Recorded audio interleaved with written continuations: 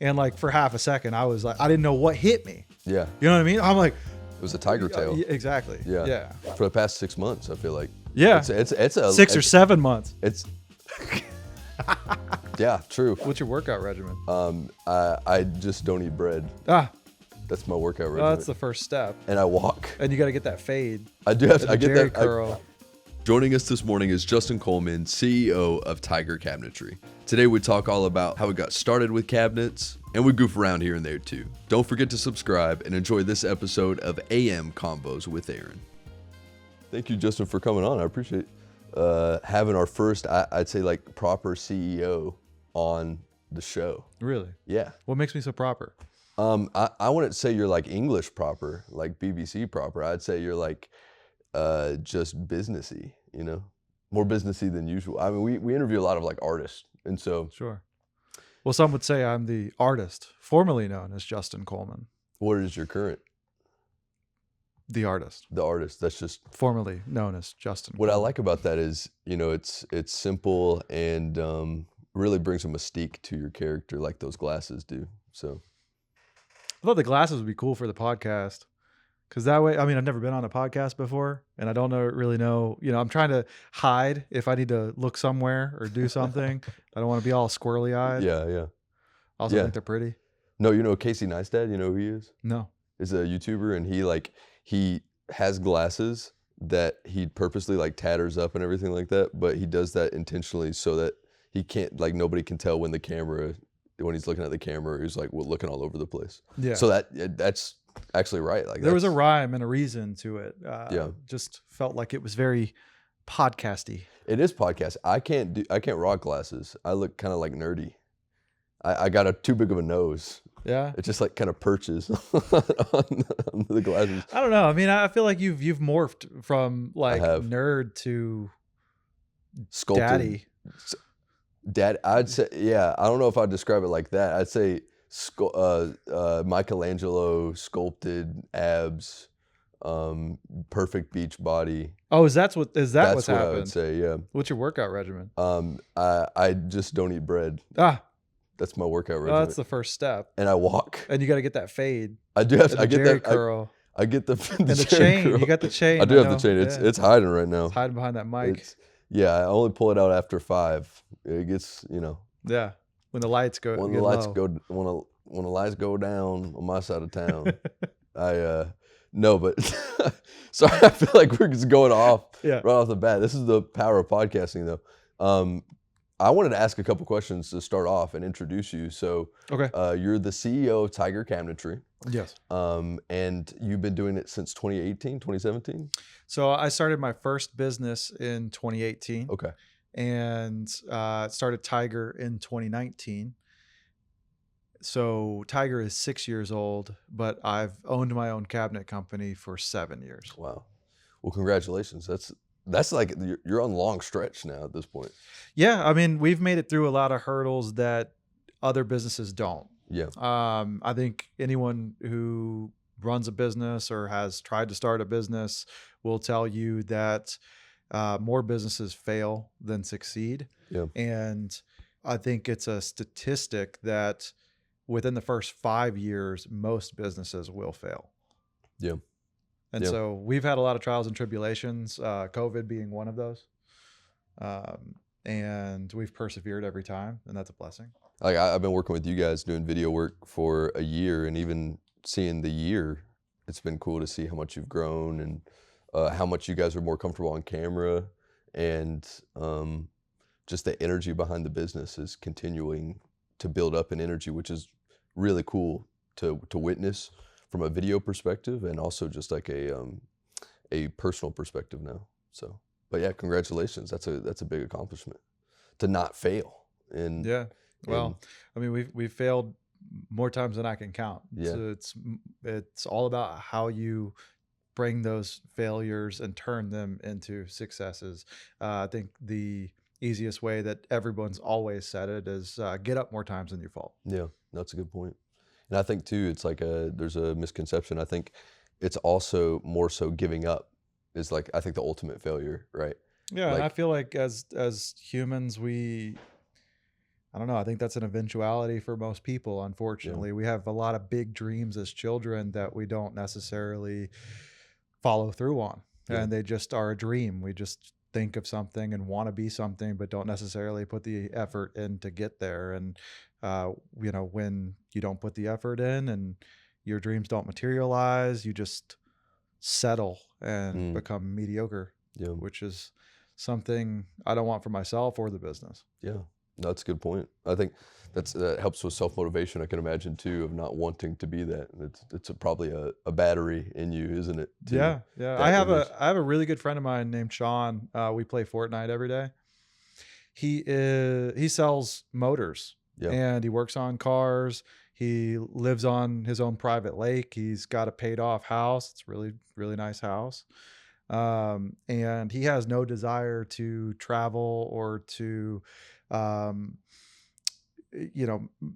get more successful in his business or do Yeah. more things or have more, things, which, paired with that, he doesn't have more stress and so on and so forth. So my dude's very chill and happy where he's at. Yeah. And I envy that in a sense because my drive is forever hungry. I've always want the next thing. I always want what's better than yesterday. And, so I envy him a little, Yeah. but it's nice to have a friend like that is on a different path. Yeah. True. Especially Fortnite it up. Yeah, Like, you play Fortnite too. I do play Fortnite. I haven't played recently. I played one game this morning. Actually, I just lied. I played one game this morning. But that How'd you being do? said, how did I do? Yeah. I did horribly. I think. What'd you play? Battle Royale, I standard played- with build, or I played standard build, Okay. battle royale. Got clapped. Got Yeah. just absolutely murdered. It's okay though. I place need like it. 56 or 67? Yeah, 67. That's a good clip, by the way. Yeah. We can flood the internet with brain rot. 6-7. Yeah, they have that on. Some guy in the background just rolled his eyes. Every kid in America right now is saying that. For the past 6 months, I feel like. Yeah, It's a 6 or 7 months. It's yeah, true. The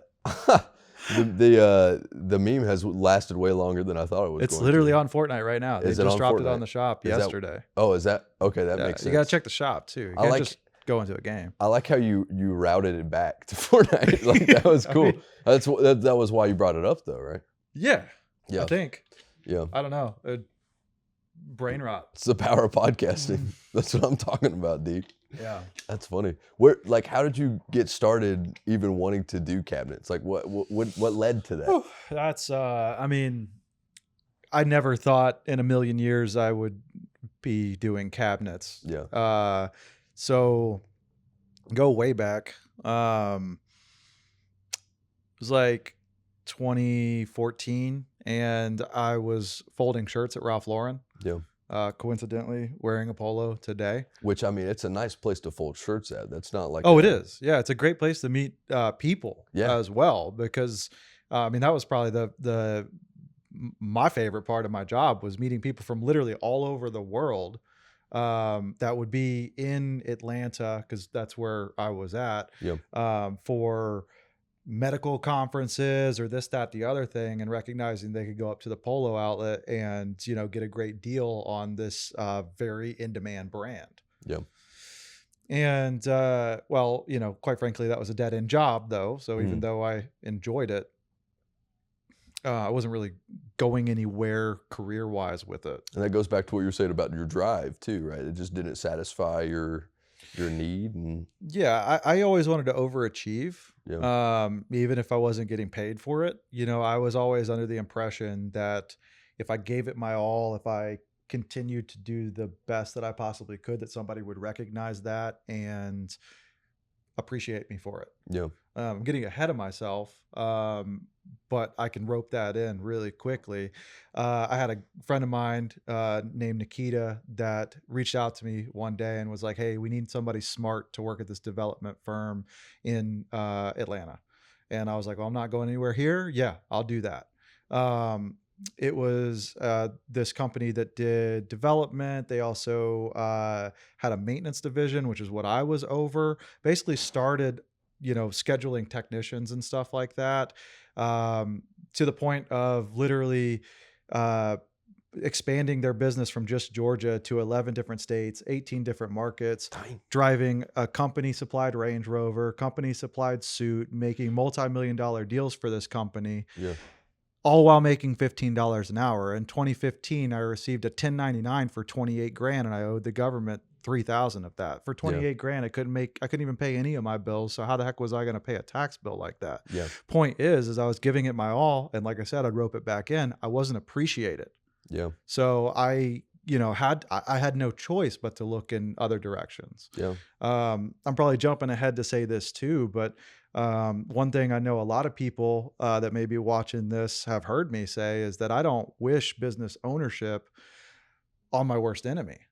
It's just because there's so many nightmares. It's extremely stressful. Yeah. Obviously there's a lot of benefits to it. Don't get it wrong, but I mean, if I had been appreciated at that level, growing somebody else's dream and being financially compensated for that, whilst also kind of helping me achieve my dreams is to travel the world. Yeah. So that's why you see me in Thailand last month, because that's what I'm doing this all for, is to be able to go on amazing trips and see this beautiful planet that God has bestowed upon us. And you met elephants too. I met elephants. Right? I got into a cage with multiple tigers.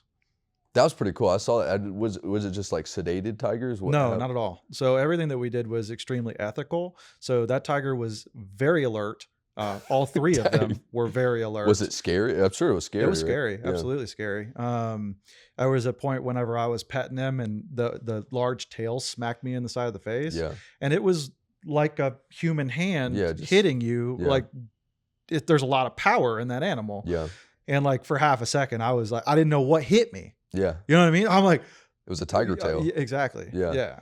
But no, they're very well taken care of. They're not sedated. That's cool. And it's, it just like the elephant reserve, it's a rescue. Yeah. And, they, through their conservation efforts, they're bringing awareness to those animals. And obviously they're interacted with their handlers on a day-to-day basis. A lot of them are born in captivity. Yeah. So they're just big house cats. Well, they look like healthy. Like all the pictures that you were posting and stuff like that, they looked like well-kept, like very well-behaved animals. Yeah, I mean, the way that the handlers were interacting with them, I thought was beautiful. Like they were super playful with them. They had, I'm not joking when like how you have a little stick with a feather on it. Like they had the tiger-sized equivalent of that. So like a hunk of meat, just no, not for feeding. Oh, okay. Like a big stick with like large turkey feathers on it. That's funny. Turkey. Wow. Like, with a little bell. Yeah. Just like I said, a house cat. Like a house cat. That makes sense. Yeah. I don't know if I would like want to do that. Like that's too scary for me, I feel like. But then again, you got to face your fears. Agreed. Yeah. You have to face your fears. Right. My wife, she did it with me. She was terrified, but she overcame her fears. For me, the whole reason why I named Tiger Cabinetry Tiger is because tiger's my favorite animal. Yeah. When I was 8 years old, my mom took me to a circus and I fed a baby tiger that was really? He was like 4 months old. Dang. Sat in my lap. I fed him with a baby bottle. Yeah. And I've been obsessed ever since. So everybody knows me like as the tiger guy or the tiger king or whatever you want to call it. Like they know my obsession. Yeah. I could not go to Thailand and not get into a cage with tigers. People would be like, dude, what are you doing? Like there was your opportunity and you didn't seize the moment. Well, I'm all about seizing the moment. No, you seized that moment. I congratulate you on that. And it wasn't, talk about how scared my wife was. It wasn't even on our itinerary. We found a way to make it happen. Yeah. So I wasn't playing. You were just like, hey, they have tigers right here. Let's tiger it up. Pretty much. Yeah. I mean, it was like 30 minutes from our hotel we were staying at in Phuket. It's cool. Well, talking about the name too, what was interesting when I first started working with you guys is the name's so striking and it's very recognizable. I think a lot of people, especially in business and specifically in like home construction and stuff, they just put their like last name and then this, I'm not a business like guy per se, but I am a marketing guy, and I feel like if you name your company something that is, like unique, it has the ability to not only be more recognizable, but also have a longer legacy than just you. Oh Right? yeah, Like absolutely. it could go more national. Like yeah, I mean, I don't know, but I would commend you on the idea. I think that's a really cool name. And I have a marketing background as well. So, while at Ralph Lauren, they wouldn't allow me to have a full-time schedule Yeah, because I didn't have full-time availability. yeah, And I used the air quotes on purpose there because if they had worked around my college schedule, I would have been able to work 40 plus hours a week. yeah, They just refused to. yeah, But I was in college for business development. I got my associates in business development. I feel like most kids didn't have any idea what I wanted to do in college, but I knew that um, business in some shape, form, or fashion was going to make me money. My major hmm, was marketing. yeah, So I did a focus in marketing for my bachelor's course. And then whenever I got into my bachelor's courses, the marketing lessons that I was learning did not mesh with like the real world that I was living in. yeah, Like yeah, it, and not to mention I had a terrible professor. Whatever she was teaching versus what was in the book versus what was on the test, they were all different things. yeah, So I was completely set up to fail. Not a fan. yeah, Um, and I just whenever I was working at that development company, I just kind of woke up one day and I'm like, I'm just going further into debt trying to pursue this degree versus, being in the workforce and actually making money. yeah, And I also don't really see any value in this because I think, and I'm sure you can appreciate this, but I think that like the vision for marketing and what stands out to people and what sticks is more of an inherent trait than something that's necessarily learned. oh, for sure, yeah, I think you have to be a bit artistic. I think, it's something deep inside, not necessarily. yeah, I mean, everything can be taught, but I think, everybody says it, I think you're born with it, right? yeah, Um, yeah, and so, yeah, I just was like, I want to quit. And so I quit college with 30 hours left before getting my bachelor's degree, and really didn't look back. yeah, Uh, Whenever you asked me about getting into cabinets hmm, with a development company, getting that 1099, I was like, okay, this is not sustainable. I'm not being appreciated. I've got to do something else. yeah, So I started beefing up my resume on LinkedIn. I had learned a lot of skills in that company. Email proficiency for one, which is still carried through to this very day. yeah, So that amongst other skills, I mean, just being a businessman in general, I think they did a really good job of teaching me that. okay, And realizing what my skills were, I knew I could make more money, even yeah, if it was estimating for like a project management role or something like that.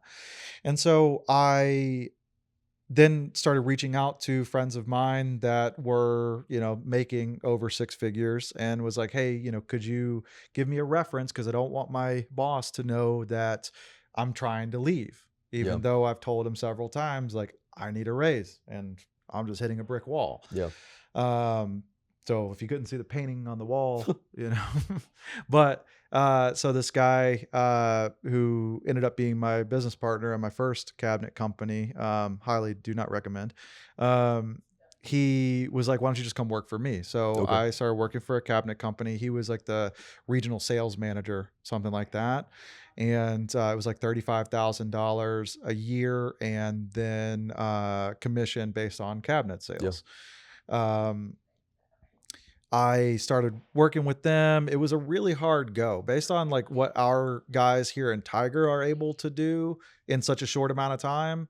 I mean, for the first 3 months, I didn't make a sale. Like yeah, it was so hard because I didn't know what I was talking about. I didn't know the difference between a lower cabinet, an upper cabinet, refrigerator cabinet, whatever. Like, yeah, and I think that that still tracks today. That cabinets are something that people use every single day, but it's not something that they think about because it's just part of their lives. You're born into a home that has cabinets in it, right? yeah. No, it's crazy too when I have to like describe what I do for you guys. And they're like, so what are they again? No, it's like a business that specifically makes cabinets, and they are able to hire somebody to do video for them and marketing for them and stuff like that. But, I think just ever since working with you guys, it's made me appreciate cabinets more and be able to like tell like bad cabinets from good cabinets. I know that sounds cheesy Oh or no, it's goofy, true. but like I'll be like, it's a plastic cabinet, thing Yeah. sucks, horrible. But then I'll notice like really good cabinets. Usually they're in better houses, obviously. Yeah. So, but that's cool. Yeah. Yeah, so for sure. I mean, like I can touch a cabinet blindfolded, and by just pulling it out, like a drawer, for example, I would be able to tell you wholeheartedly if that was a cheaply made cabinet Oh or a yeah. good one. And I mean, Yeah. that's just, I mean, I took it and ran with it. Yeah. I that those 3 months, even though I didn't produce, worked day in and day out to learn the product, to try to, like I mentioned earlier, be the best in that position that I could be. Yeah. And through that, I think from my first month actually making a sale after that 3 months was like 65 grand. Wow. And I did so well for that company. And I also did market research in Atlanta to recognize that Nashville was booming and that we needed to get into that market and go, research that market in person. So, I mean, there was a long time where like I was driving 4 hours back and forth on Wow. a regular basis. And, convinced them that they needed to put a brick and mortar up here so we could take care of these builders. Yeah. They moved me up here, obviously got a showroom and a warehouse, but I had zero control over anything other than bringing a client in, Yeah. going and measuring a job, and then passing those measurements off to a designer who then passed it off to somebody who's going to order the product, and then somebody else who was going to schedule it. Like, based on what we do today and how streamlined our process is, it was a complete mess. Yeah. And so I learned very early on, being in the Nashville market, that I could not make it work Yeah. because, I mean, cabinets weren't arriving on time. They were arriving damaged. Installers weren't showing up. The designs were wrong. Colors were wrong. I mean, like everything possibly that could have went wrong. And Yeah. luckily, through my short time of working with them, I had made enough connections where, a light bulb went off one day that I could do it better myself. Mm. And so I did. Yeah. I started having cabinets delivered to my garage, and then I'd go get a Penske truck, and then I'd deliver them to job sites and Yeah. have installers put them in. I did partner with the gentleman who got me into the cabinet business. He was the worst partner imaginable. I was, building the company, and he was in Atlanta, basically bleeding money straight out of my pockets. And so when it comes to those situations, I Mhm. know it can be touchy and it's Yeah. in the past. Sure. How do you navigate out of that kind of thing? Well, I got lucky. So, I mean, it all takes courage, right? So first and foremost, he took advantage of me as long as he did because he was my mentor, Yeah. right? He got me into cabinets, Yeah. right? So he's served a purpose. Mm.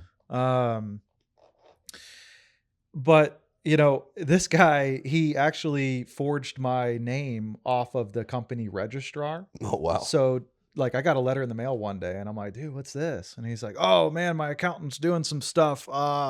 Yeah, nah, she messed that up. I'm gonna correct it for you. Mm. And I'm like, okay, sounds good. Even though like I knew something fishy was up. And Yeah. so that's actually, so my now business partner, Scott, I called him because he was he's owned Prestige Remodeling Solutions since 2007, and I knew he had been here, and like he's got connections, right? If you've been doing work here since 2007, like you've got to have a good lawyer. Yeah. So I contacted Scott to get a lawyer, and basically it boiled down, like, because my name was off the company registrar, the only thing tying me to that company and to he who shall not be named, it was the bank account. Interesting. Okay, so you And just closed it? yeah, and this guy had he had revoked all access to the checks or paying for stuff, whether that's from vendors or from our subs. Wow. And subs need to be paid every single week. Yeah. Most of them live paycheck to paycheck. It is what it is. Like they rely on those funds. They're not a large company. You can't stretch them out for 30 to 90 days or whatever your heart's desire is. When you have all these employees under you that, like you were talking about, that rely on you, is that, does that get to you at some point, or is that kind of just like another layer of just being able to keep pushing? When I think about the employees that we have here, it's very important for me to appreciate them, even from the most basic level, entry level position that we have here at Tiger. We appreciate them on a financial basis, as well as flexibility with their schedule from the inception there. So when I think about my employees, I am humbled and I am so grateful because this company is now like it's so much bigger than just me. Like I can't do this alone anymore. And it's amazing to be surrounded by such good people. But at the same time, I mean, there's a lot of mouths that rely on me and the company to get fed. And I don't think about that all that often. My goal is keeping the beast of Tiger fed because that feeds everybody. However, again, that's the humbling feeling is like, realizing that we've built something that's able to put bread on families' tables. And that's, I love that.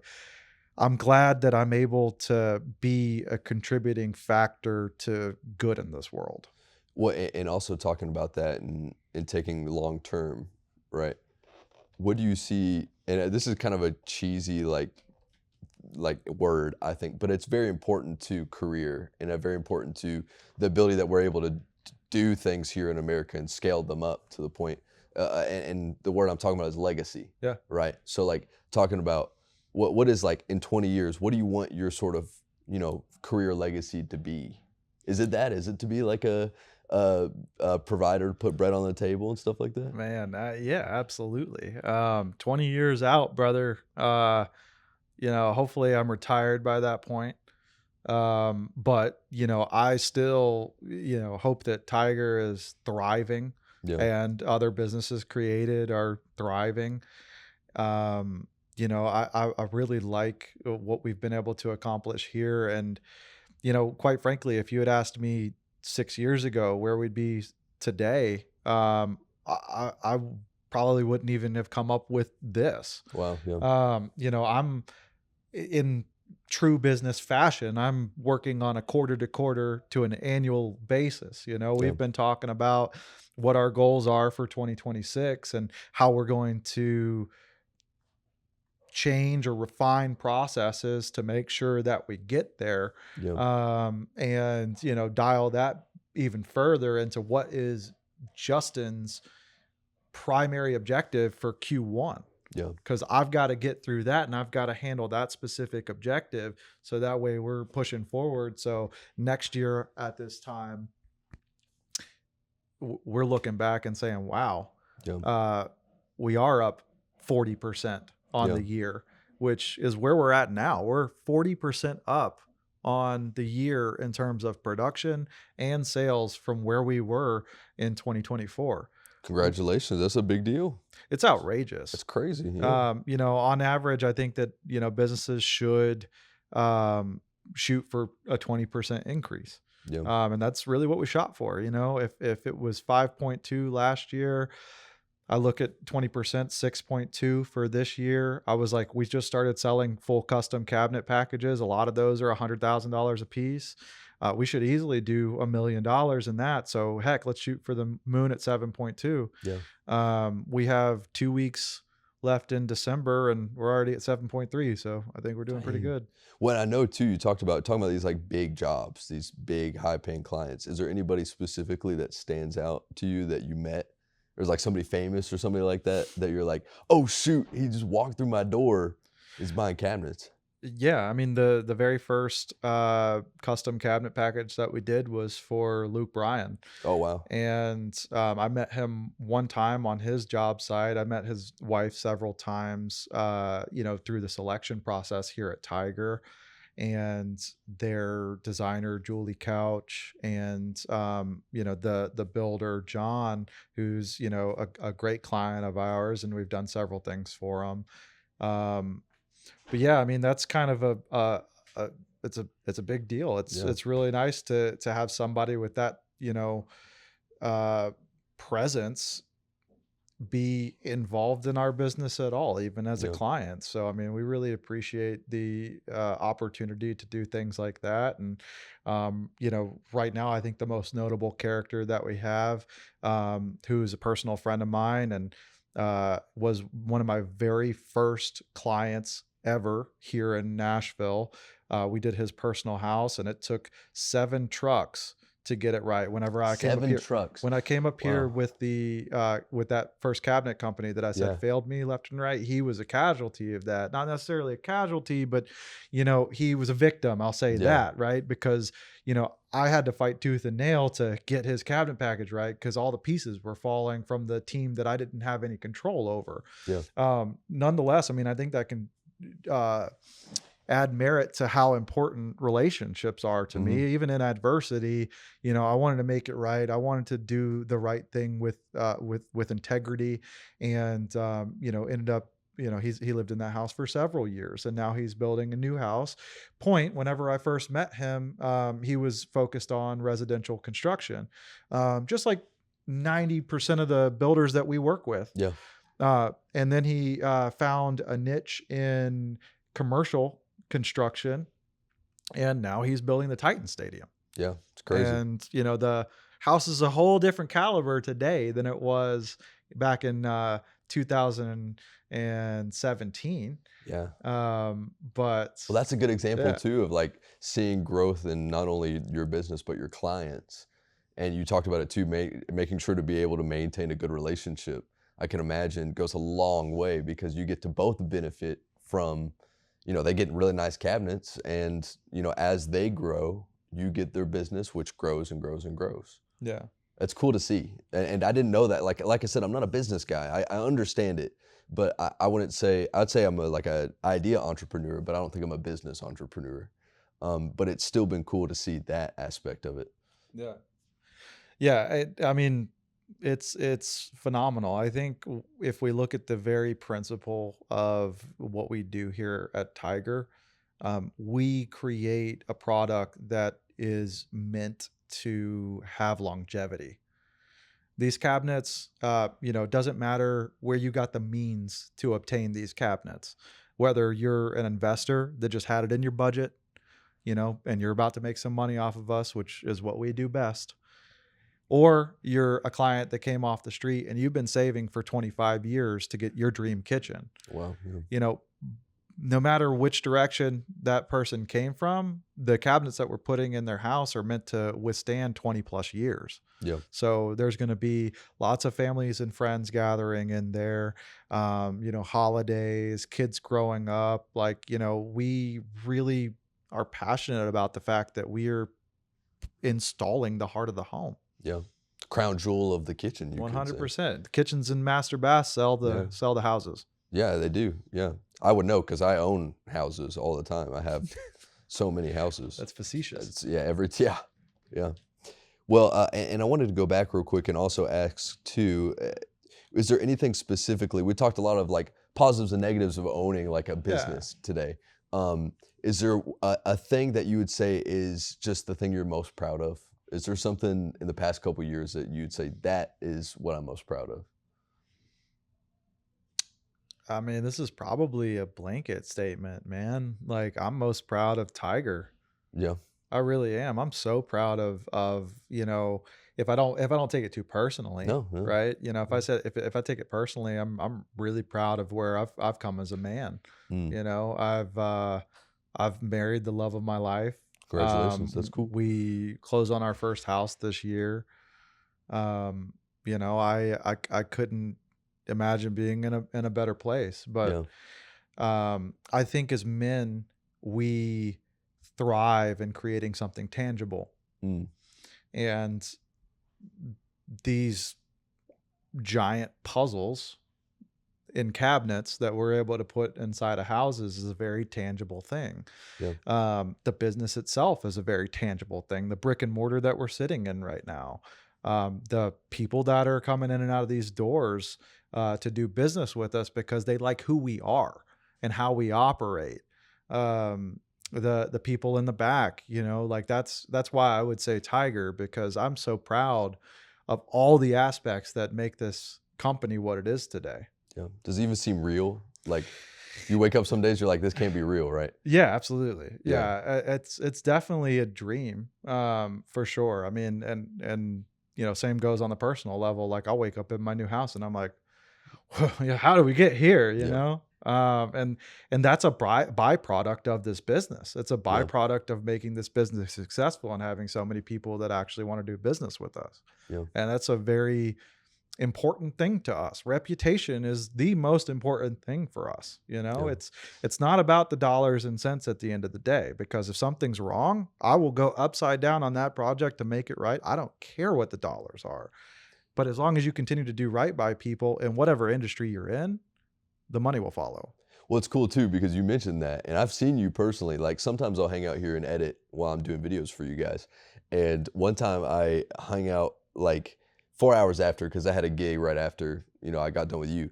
And you were still here, like you were in, it was a showroom appointment, like showing and like designing and showing designs and stuff to a client for how long? Like 3 hours, 4 hours? It happens like that sometimes, for Yeah. sure. On average, they're hour-long appointments. If it's something custom, you can expect 2 to 3 hours. Yeah. But to be real, and I think I know exactly what you're talking about, there's some times where even somebody for one vanity is in here for 3 hours because they want to get it right. And it Yeah. might very well be that person that has saved, X amount of years to be able to afford their perfect master bathroom. So we have to be receptive of that. Yeah, no, that makes sense, and I appreciate and admire the work ethic you put in, because, like I said, it's been interesting for me to kind of witness over this past year and to see, and just have conversations about ownership and what leadership looks like, and so I'm appreciative of you and what you've been able to offer me in terms of not only just like tangible work, but also just advice and just talking about ownership, because I feel like I'm at this stage right now where I'm pressuring myself to learn more, especially about business. Like I said, not a business guy, but I need to. Like I'm forcing myself to, Yeah. and it feels like sometimes I'm pushing up a boulder in my brain just because that's not how I'm wired. But I know, after hearing from what you've said and other people say, that like there's a certain point to financial freedom that comes with ownership. Yeah.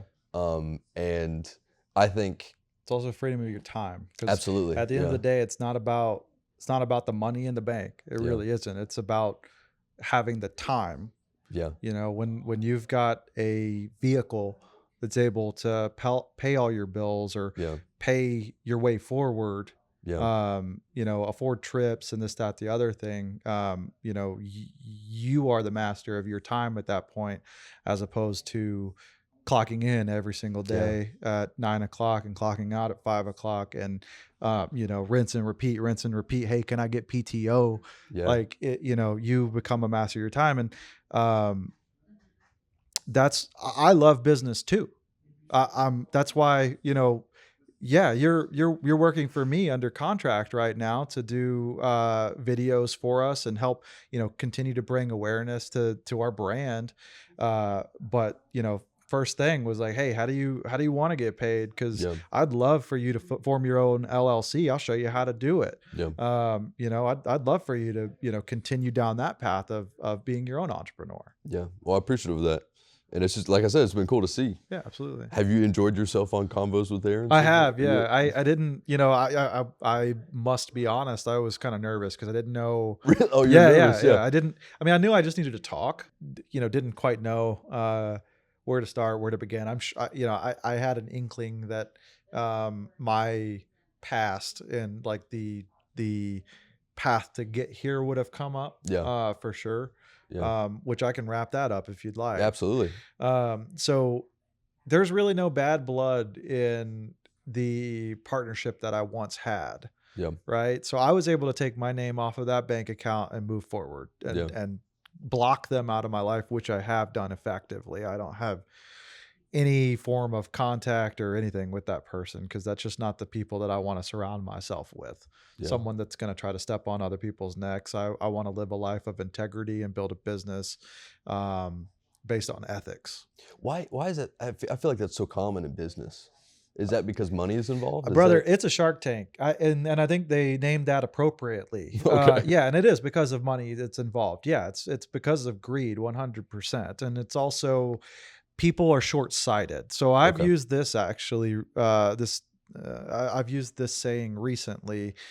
There's short-term gain in taking advantage of somebody. Yeah. So, as a cabinet company, I'm sure I could have a 200% margin on a job and just wax somebody and Yeah. and put that right in my pocket. Yeah. The next time that they go and get a cabinet package, rightfully, because I'm sure they felt the sting of how expensive that was, they're going to shop and they're Yeah. going to see, wow, I can't believe that was so much higher there. Yeah. And realize they got taken advantage of. And then you're never going to have that client again. Yeah. It's a good point. So if you do right and you are fair with your pricing, that client will return and return and return and Yeah. return. And you've got a longevity of a business relationship and funds Yeah. than just taking advantage of somebody in the short term and then it only goes so far. Because then you can do it to the next person, do it to the next person, do it to the next person. Next thing you know, you have a really bad reputation in the city and nobody wants to work with you. So you got to find some other way to scam people, Yeah, and which they do. They do absolutely do. that's Yeah. what they're And I good mean, at like, it. I don't know. That's just like, it's so much easier to just be a man of your word and a man of integrity and then and honest. Yeah. Honesty is the best policy. It's something we're taught very, very young. Yeah. And it just makes things so much simpler. I don't got to come up with stories or this, that, the other thing, Yeah. like if I can't do your job for X amount of money, I can't do your job for X amount of money. I can't Yeah. just pull it out the air because I've got like so much BS fluffed in there. Yeah. True. Um, Well, that's cool too, because like, and seeing how you interacted with other people, but then also just kind of like understanding that a little bit more of how, and I, as a more, what I would say as a moral person that I am, I already knew that like treating people right is just the right thing to do regardless of outcome. But also kind of just maintaining a good relationship with your clients and making sure that they keep coming back. That's like the cornerstone to a business, right? Is to hold clients, not just get new ones. and I think people, unfortunately, but I think a lot of people are just too short-sighted to understand that. Like they think, oh, I'm going to make a business and I'm going to make a bunch of money. And like, all I care, money, money, money, money, money. Like they don't, they don't, that sounded like Mr. Krabs. Yeah, it did kind of sound, you got a little crabby there. Yep.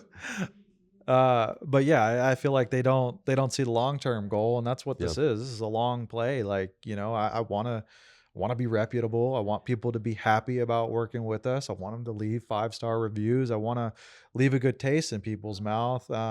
And I'll even, again, bring that to a personal level. Like I just want, when I'm no longer here, I want to at least have been seen in a positive light from those that I interacted with and the family that I created. What my pastor said, what was really cool was, at your funeral, they don't talk about necessarily how much money you made. They talk about the relationships you've had. Yeah. And I think regardless, you have to have purpose in life. You have to, do your job. But also it's a happy balance of just keeping honest and good relationships with people. Yeah. And that goes with business and treating them right. That's the thing I've learned, I feel like, in working here and also just in general too. As I've grown up, I've realized how much more important relationships are than money per se. And I think that's going to take you far, the learning aspect. I mean, I know you're eager to learn. It's really cool that as soon as we started, you were like, here's the CEO, you're right. You know, I do my very best to do the best with that title, that Yeah. the best with the title of owner of ownership in this business. But I don't let that necessarily define who I am from a personal standpoint with others, because you can learn from people that are above you as well as people that are under you in terms of like a position, right? Or somebody who may not have the experience as you do, but we all have different experiences. We all got to this specific place through a different channel of experiences. And we can all learn from each other that way. And I think it's important to always continue to learn and to strive for new information, because it'll help us in our lives, whether it's on the personal side or the business side of things. True.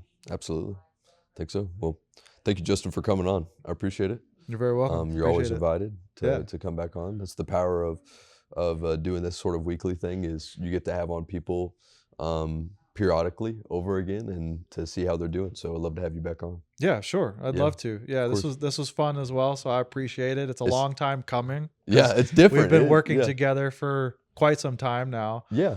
Since your internship at Burrow. That's right. Yeah, last year, this time, actually the first video came out was like a year ago, a couple days ago. That's awesome. Yeah. Well, it's been a fantastic year for us having our partnership that we have. Yeah. So let's rock out 2026. Amen, brother. Let's do it. That being said, you can subscribe if you want to, and you can like if you want to. In fact, I think you should. And you can also check the link below to sign up for the merch drop that we're about to do in about a week. And I'm super excited about that. We're figuring out all the details, and I'm probably going to add a couple more shirts. So yeah, thank you and goodbye. I'll be rocking some of that merch. You'll be rocking the merch? 100%. Oh shoot, which one do you want? You want the... I want the hoodie, bro. Which hoodie? I don't know. Okay.